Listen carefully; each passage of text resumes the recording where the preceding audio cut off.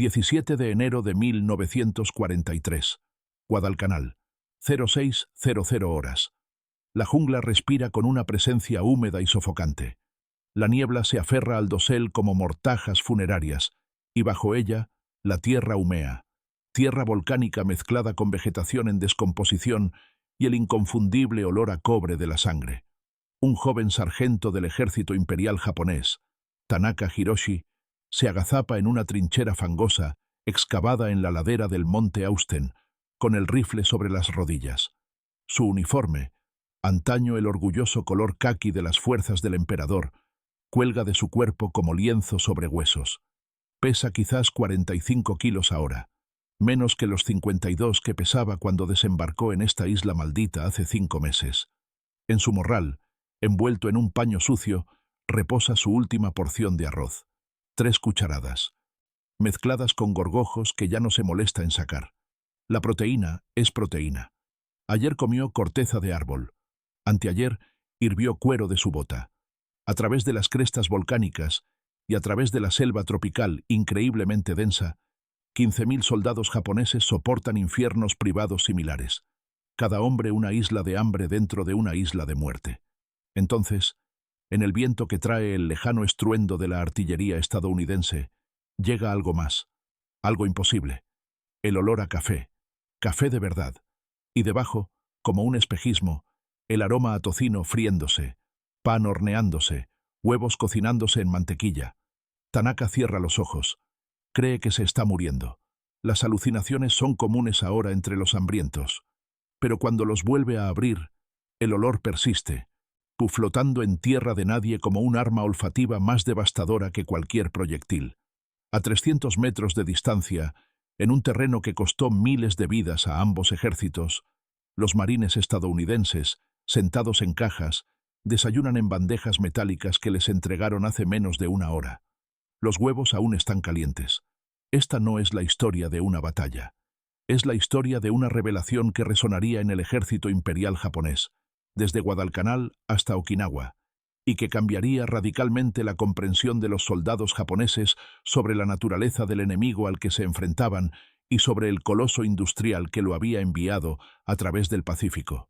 Esta es la historia de cómo las comidas calientes se convirtieron en la prueba de la derrota, y de cómo la logística estadounidense logró lo que las balas estadounidenses por sí solas no pudieron: la destrucción psicológica completa de la voluntad del enemigo.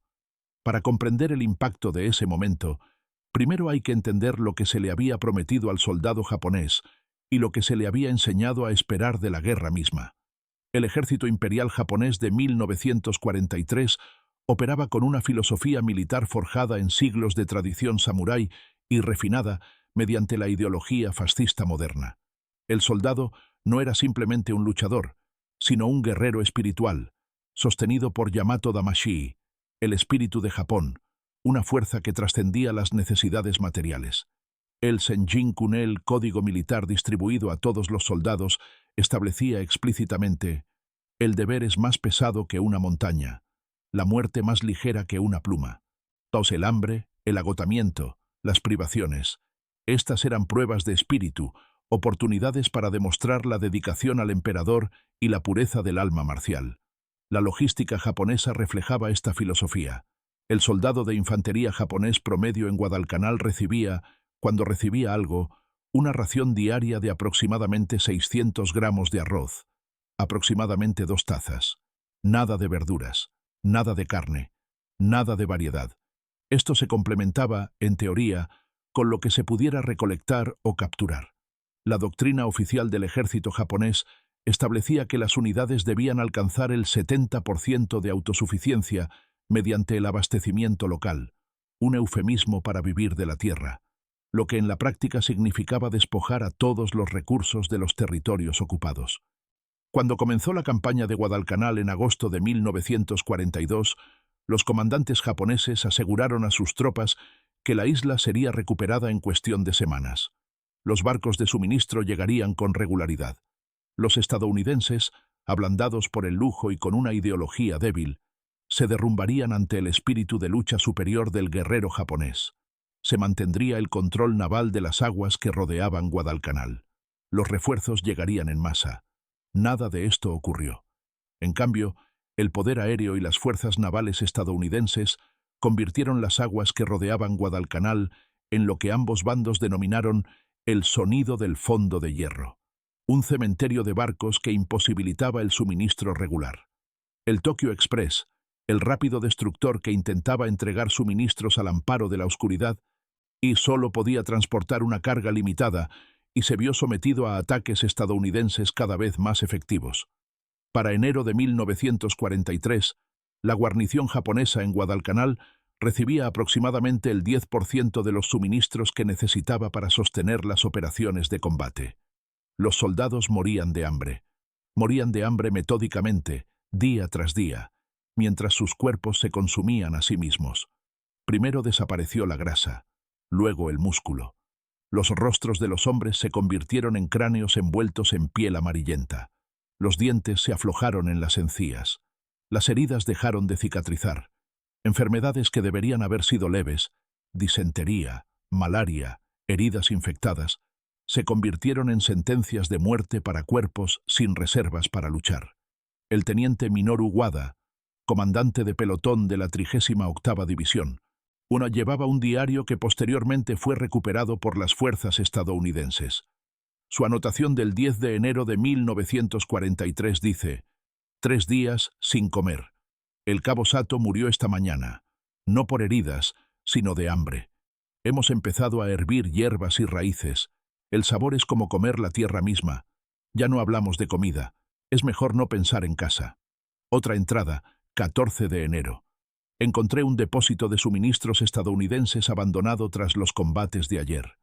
Dentro, duraznos enlatados, barras de chocolate, cigarrillos, café, pan blanco en latas selladas. Comimos hasta vomitar. Luego comimos más. Nos peleamos con hombres de otra compañía por las cajas restantes. ¿En esto nos hemos convertido?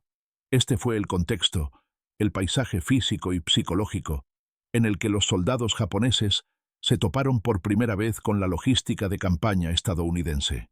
No solo tenían hambre, eran hombres espiritualmente destrozados, sostenidos únicamente por la creencia de que su sufrimiento tenía sentido, de que sus privaciones eran prueba de su disciplina superior y su espíritu guerrero. Y entonces sintieron el olor del tocino cocinándose en la primera línea.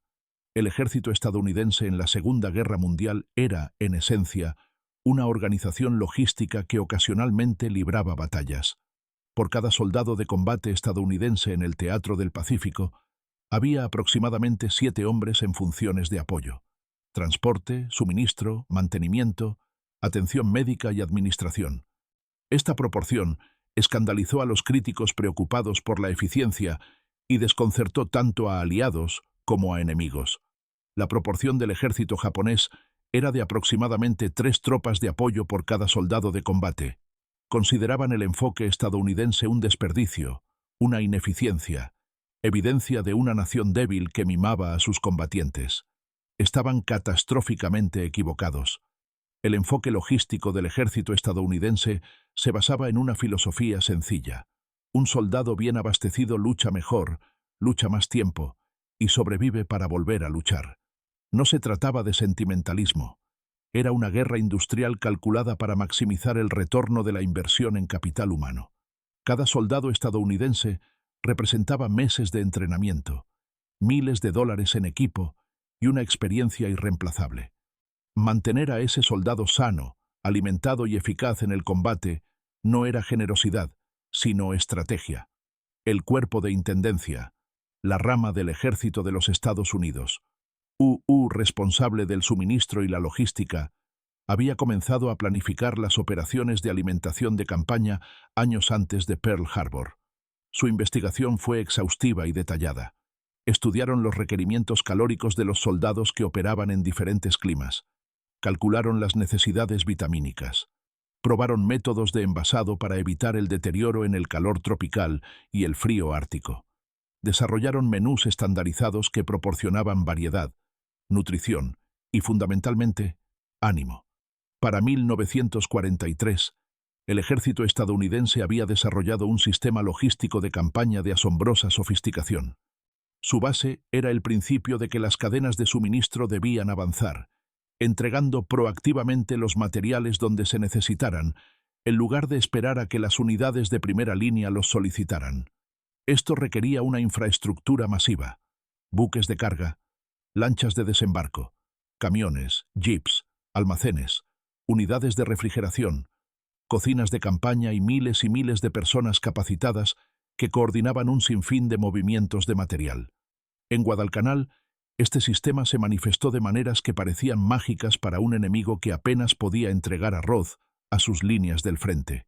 Las cocinas móviles, unidades montadas en camiones o portátiles que podían instalarse en cuestión de horas, seguían a las unidades de combate.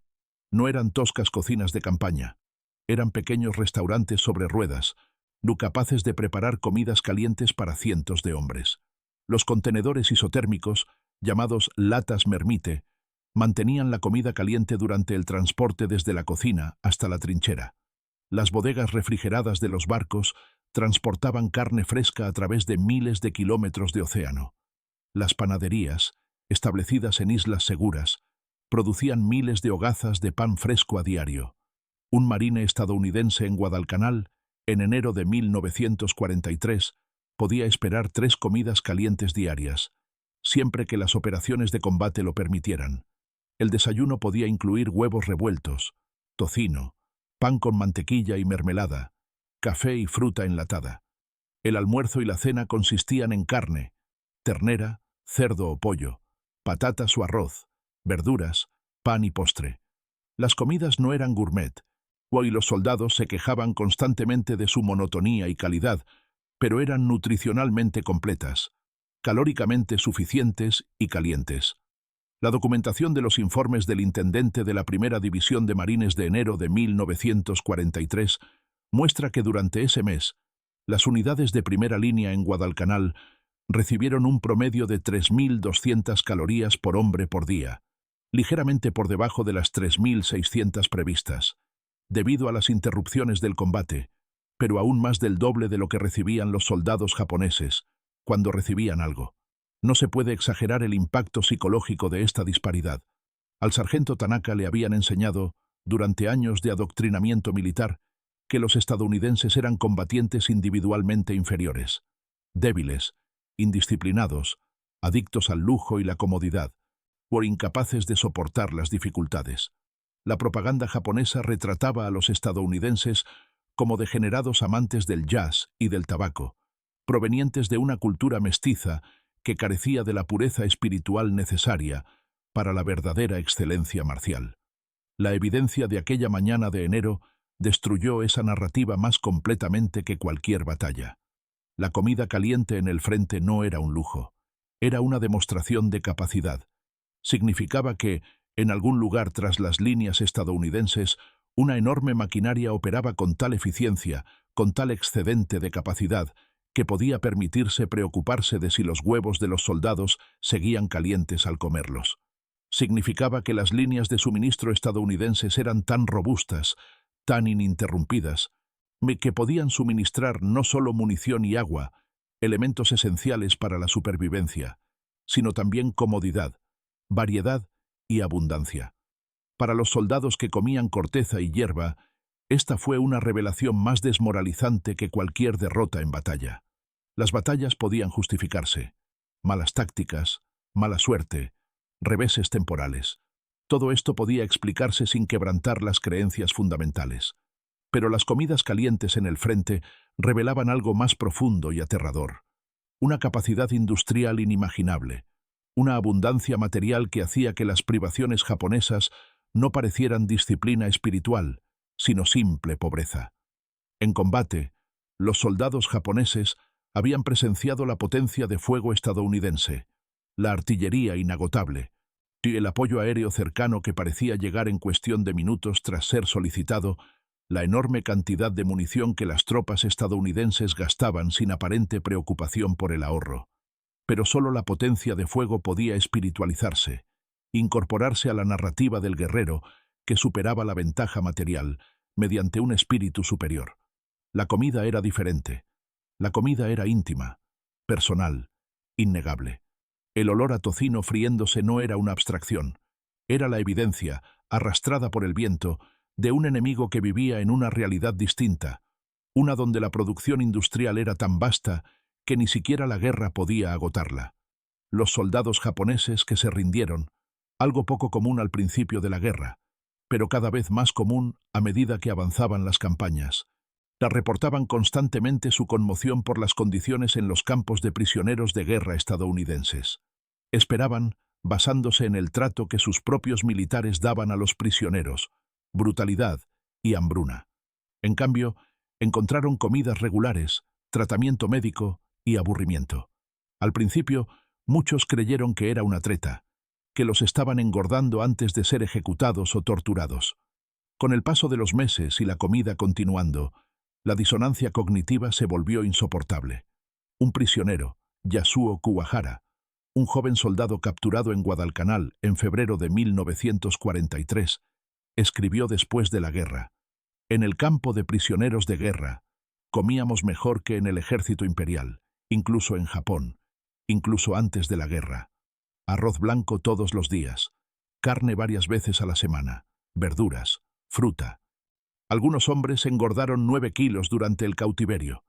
Empezamos a comprender que nos habían mentido sobre todo, no solo sobre la guerra, sino sobre el mundo mismo, sobre lo que era posible, sobre lo que una nación podía ofrecer a su gente. Este era el poder de la logística estadounidense.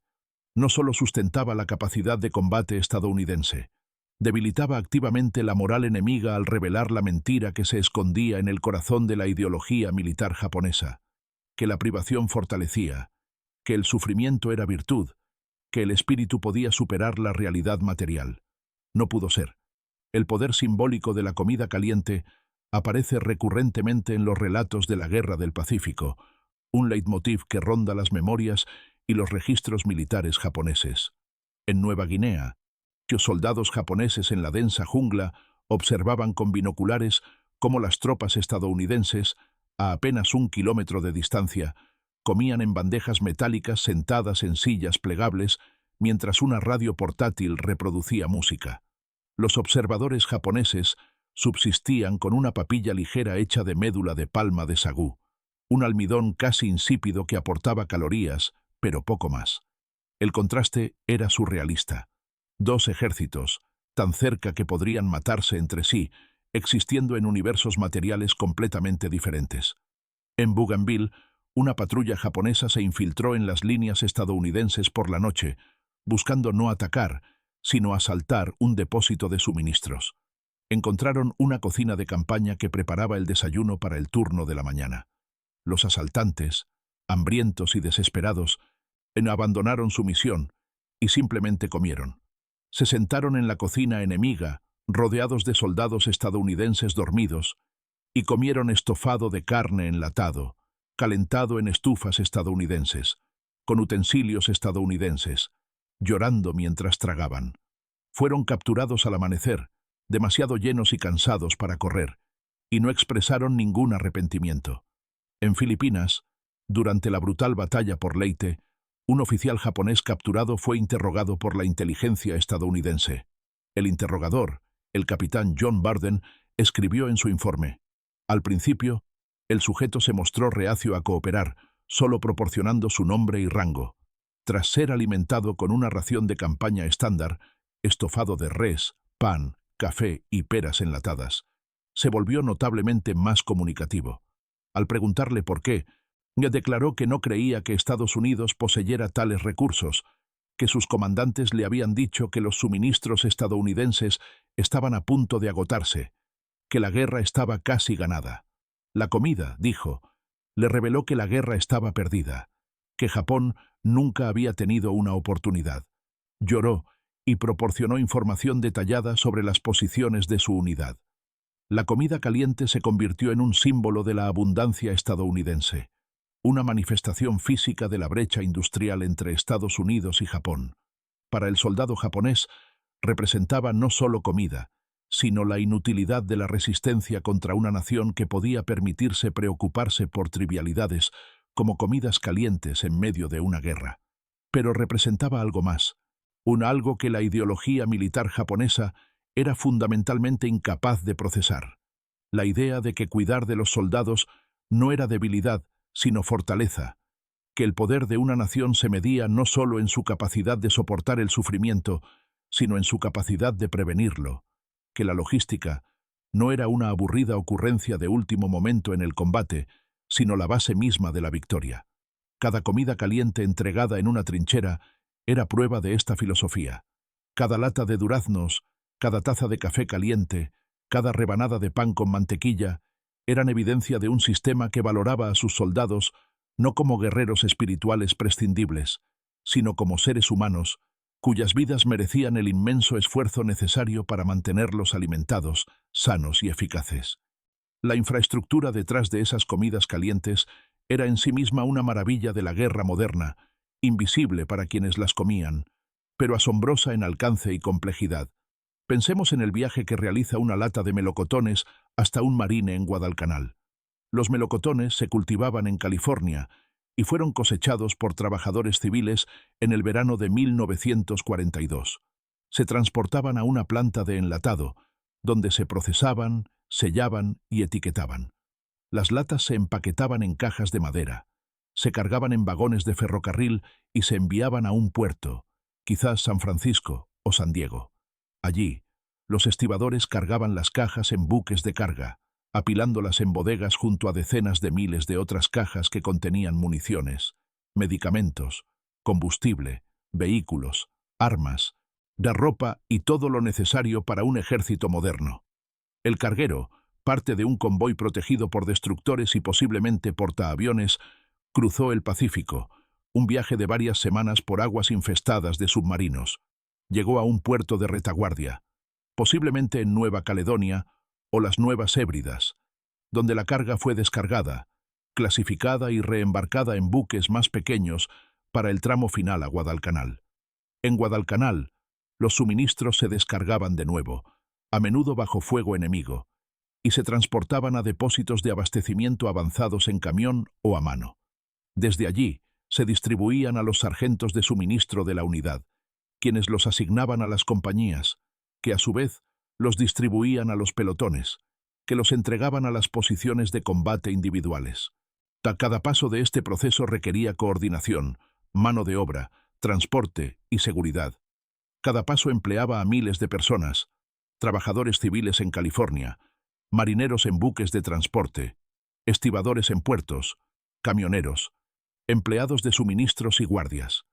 El sistema era vasto, redundante y lo suficientemente robusto como para que, incluso cuando fallaban algunas partes, como hundimientos de barcos, bombardeos de puertos o averías de camiones, el flujo general de suministros continuara. Japón no intentó nada comparable. Japón no pudo. Su capacidad industrial era aproximadamente el 10% de la de Estados Unidos.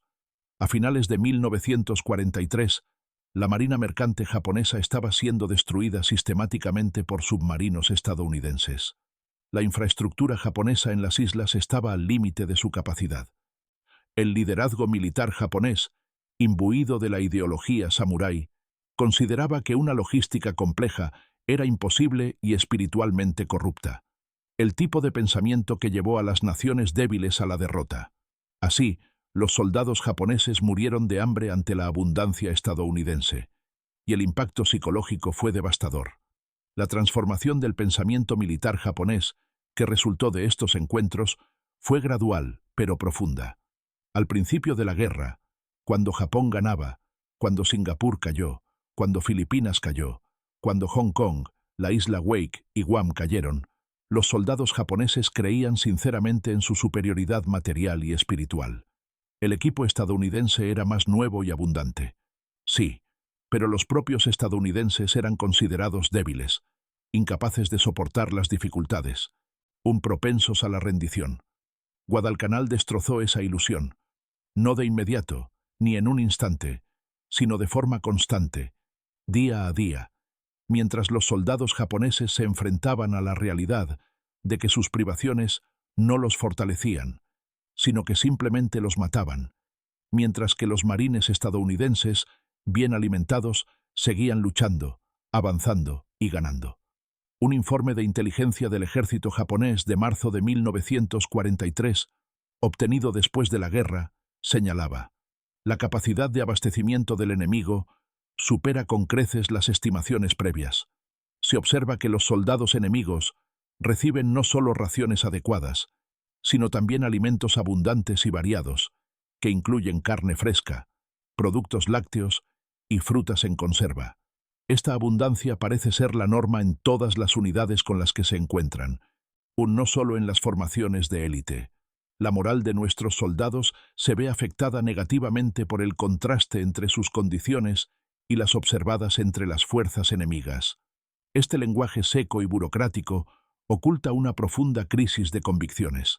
El informe, en esencia, admite que una premisa fundamental de la ideología militar japonesa, que el espíritu podía superar las desventajas materiales, estaba fallando ante un enemigo cuya ventaja material era tan vasta que parecía operar con reglas completamente diferentes. A medida que la guerra avanzaba y la fortuna japonesa decaía, la crisis se agravó.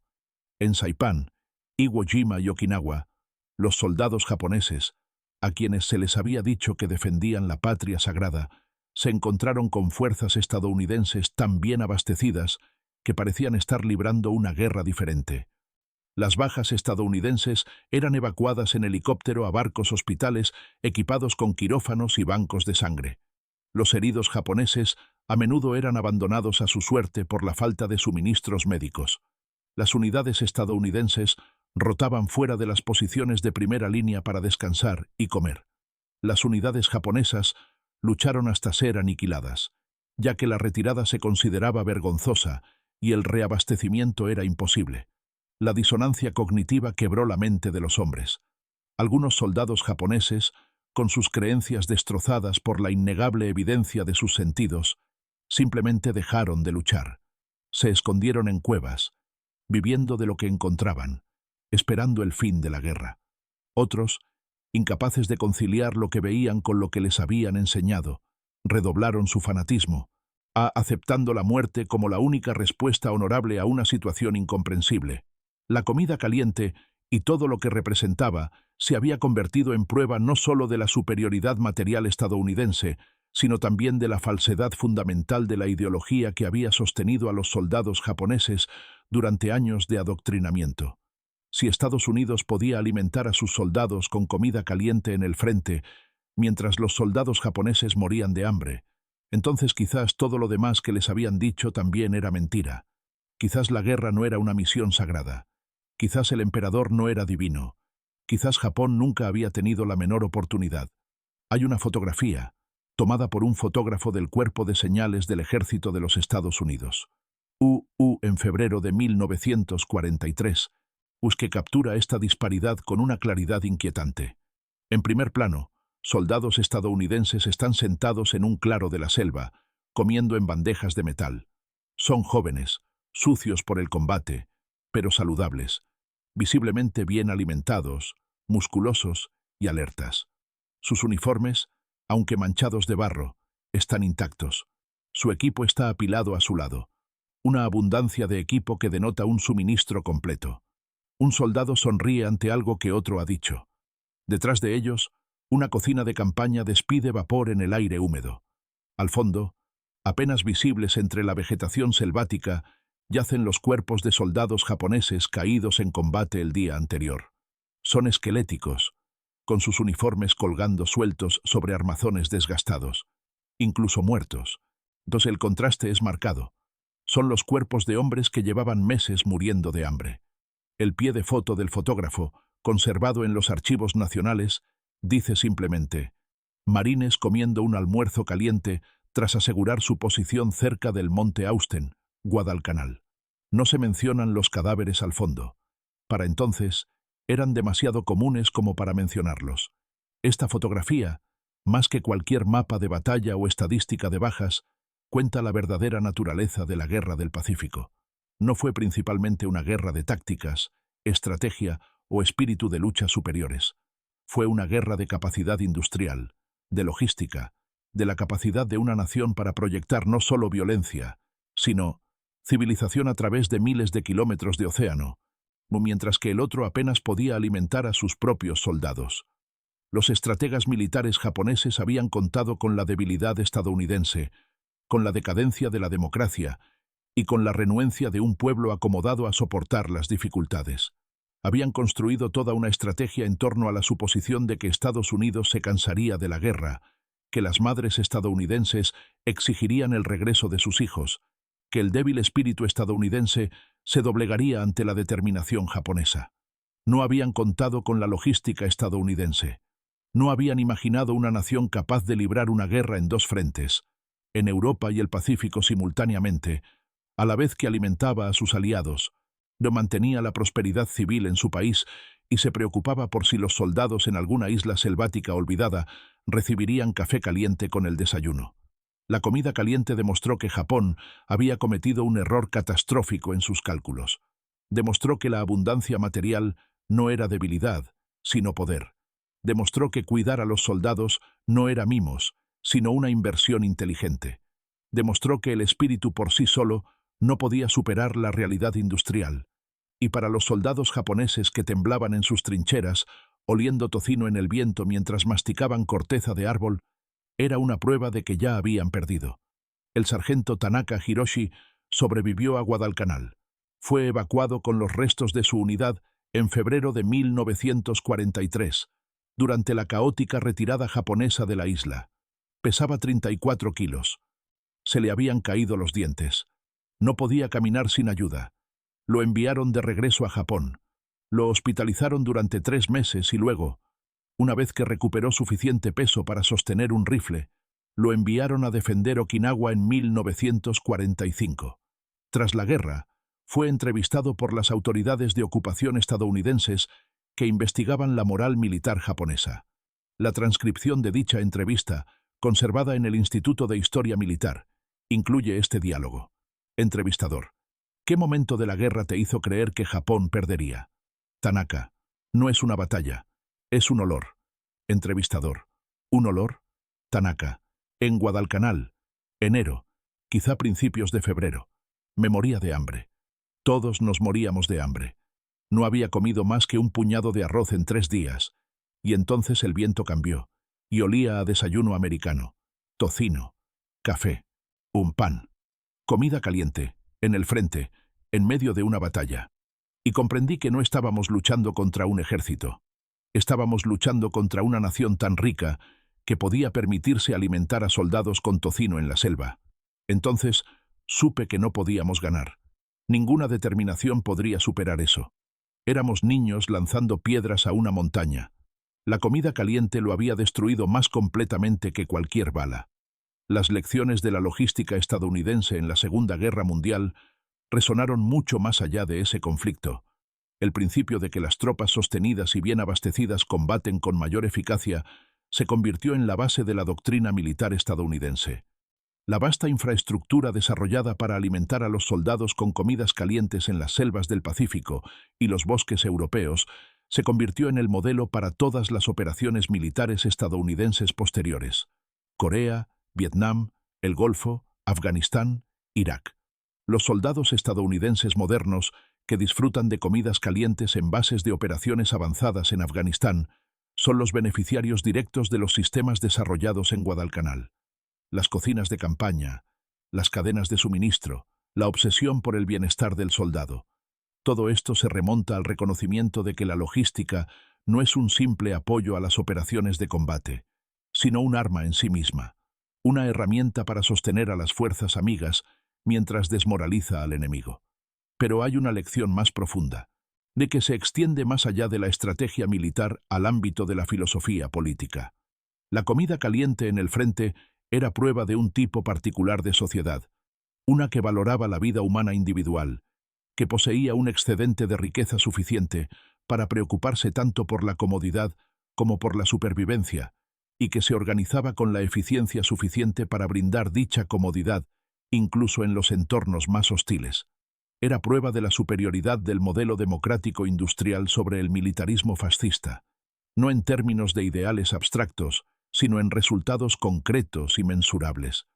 El fascismo, ya fuera japonés o alemán, prometía fuerza mediante la privación, poder mediante el sacrificio, victoria mediante la pureza espiritual. Exigía a sus ciudadanos perseverar, sufrir, renunciar a la comodidad material en aras de la gloria nacional. Y durante un tiempo, cuando esas naciones triunfaban, la ideología pareció funcionar. El sufrimiento parecía significativo, el sacrificio, noble. Pero cuando los soldados fascistas se toparon con la abundancia estadounidense, cuando olieron el tocino en el viento, cuando vieron enemigos bien alimentados, cuando fueron capturados y alimentados con regularidad por primera vez en meses, la ideología se derrumbó, porque el fascismo había prometido que la adversidad era fuerza, y aquí estaba un enemigo que demostraba que la fuerza podía coexistir con la comodidad, que el poder no requería sufrimiento, que una nación podía cuidar de su gente y aún así ganar guerras. La comida caliente fue un desafío a la ideología fascista más fundamental que cualquier derrota en el campo de batalla. Decía, les han mentido, la privación no es virtud, su sufrimiento no los fortalece, simplemente los mata, y sus enemigos, de quienes les decían que eran débiles porque vivían cómodamente, los están destruyendo precisamente porque tienen la capacidad industrial y la organización social para brindarles comodidad incluso en la guerra. Por eso la comida caliente persiguió a los soldados japoneses mucho después del fin de la guerra. No era solo el recuerdo del hambre saciada, era la prueba de que todo lo que habían creído, todo lo que les habían enseñado, todo por lo que habían sufrido, se basaba en una mentira. Cae la tarde en Guadalcanal, 17 de enero de 1943. La misma tarde que comenzó con el sargento Tanaka oliendo el desayuno americano en el viento. Ahora, en la oscuridad, está sentado en su trinchera con los otros dos supervivientes de su escuadrón. No han comido hoy. El depósito de suministros del batallón, por así decirlo, fue invadido por los marines esta tarde. No queda comida. No habrá comida mañana. Al otro lado de la oscura jungla, a 300 metros de distancia, pero separados por un abismo más ancho que la distancia, los marines estadounidenses se preparan para pasar la noche. Algunos limpian sus armas. Otros escriben cartas a casa con linternas. Algunos calientan café en hornillos portátiles, cuyas llamas azules se desvanecen con la brisa nocturna. Tanaka huele el café. Cierra los ojos e intenta no llorar. Tiene 23 años. Lleva 4 años como soldado. Le han enseñado que el sufrimiento es noble, que las privaciones forjan el carácter, que el espíritu puede superar cualquier obstáculo material. Ha creído en estas cosas con la fe ferviente de la juventud y el adoctrinamiento. Pero esta noche, en la oscuridad, con el aroma a café americano flotando en el viento y su estómago devorándose por dentro, Tanaka comprende que ha estado viviendo una fantasía. La guerra no es lo que le dijeron. El enemigo no es lo que le dijeron que era. Y Japón, la patria sagrada por la que juró morir, no puede protegerlo, alimentarlo, ni siquiera calentarlo en esta miserable isla volcánica en el borde de la nada. Los marines del otro lado terminan su café. Alguien ríe. Un sonido que se oye con claridad en la noche tropical. Para ellos, este es otro día en una guerra que finalmente terminará, tras el cual regresarán a casa, a un país de abundancia y posibilidades. Para Tanaka, este es el momento en que su fe muere, silenciosamente, sin ceremonias, aniquilada por el aroma de la comida que nunca probará. En 4 semanas, será evacuado. En 2 años, morirá en Okinawa, no por las balas, sino de hambre, una vez más, porque el sistema logístico japonés colapsará por completo. Las comidas calientes nunca llegarán y el espíritu por sí solo resultará insuficiente, como siempre. Pero esta noche, él simplemente se sienta en la oscuridad y huele café, y sabe, con una certeza que trasciende la ideología o la propaganda, que ha sido derrotado no por las balas estadounidenses, sino por la abundancia estadounidense, no por el espíritu enemigo, sino por la logística enemiga, o no por lo que los soldados estadounidenses están dispuestos a soportar, sino por lo que los soldados estadounidenses nunca tendrán que soportar. La comida caliente ha obtenido una victoria más completa que cualquier batalla. Ha hecho dudar a un verdadero creyente. Ha revelado la mentira que se esconde tras la promesa del fascismo. Ha demostrado que la libertad, la democracia y el capitalismo industrial no son debilidades, sino armas, y que una nación lo suficientemente próspera como para alimentar a sus soldados con tocino en la selva es una nación que no puede ser derrotada por ningún sufrimiento, sacrificio ni espíritu. Esta es la verdad que atormentó a los soldados japoneses desde Guadalcanal hasta Okinawa, desde el comienzo de su retirada hasta el final de su derrota, que no estaban luchando simplemente contra un ejército, sino contra una idea manifestada en comidas calientes y suministros abundantes, una idea que decía que la vida humana tiene valor, que la comodidad no es debilidad, que la verdadera fuerza de una nación no se mide en su capacidad de infligir sufrimiento a su pueblo, sino en su capacidad de prevenir ese sufrimiento incluso en medio de la guerra.